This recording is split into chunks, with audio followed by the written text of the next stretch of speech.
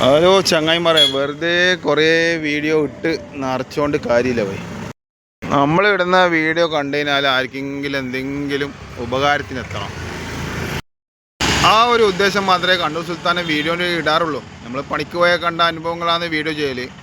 ഇപ്പോൾ ഈ വീട്ടിൽ നിന്ന് എൻ്റെ ഒരു വീഡിയോ കണ്ട് അവർ എന്നോട് പറഞ്ഞ് നിങ്ങൾ എൻ്റെ വീട്ടിലേക്ക് വരണം, ഇങ്ങനൊരു സംഭവം ഉണ്ട്, ഒന്നൊക്കെ നോക്കണം എന്ന് പറഞ്ഞാൽ ഞാനിപ്പോൾ ആ വീട്ടിലേക്ക് പോയിക്കൊണ്ടിരിക്കുകയാണ്.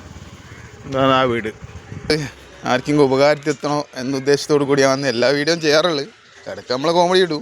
പണിൻ്റെ സ്ഥലത്ത് പോയി കഴിഞ്ഞാൽ പണിൻ്റെ വീഡിയോ. ഈ വീട്ടുകാർക്ക് കണ്ട് എൻ്റെ വീഡിയോ കണ്ടിട്ട് അവർ വിളിച്ചതാ.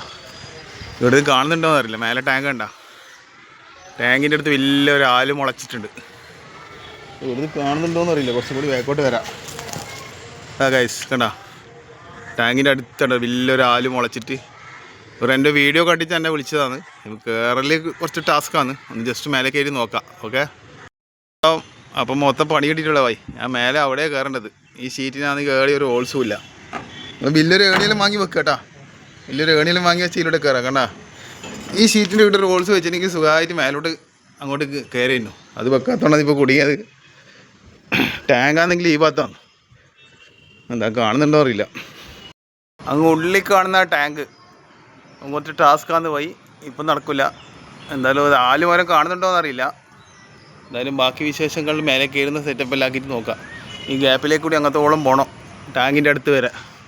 ഓക്കെ അത് പോയി. അപ്പോൾ റിസ്ക് ടാസ്ക് വർക്കിൻ്റെ മുമ്പിൽ നിന്നും ക്യാമറാമാൻ ഷെയ്ർ മുസ്തഫക്കൊപ്പം കണ്ണൂർ സുൽത്താൻ.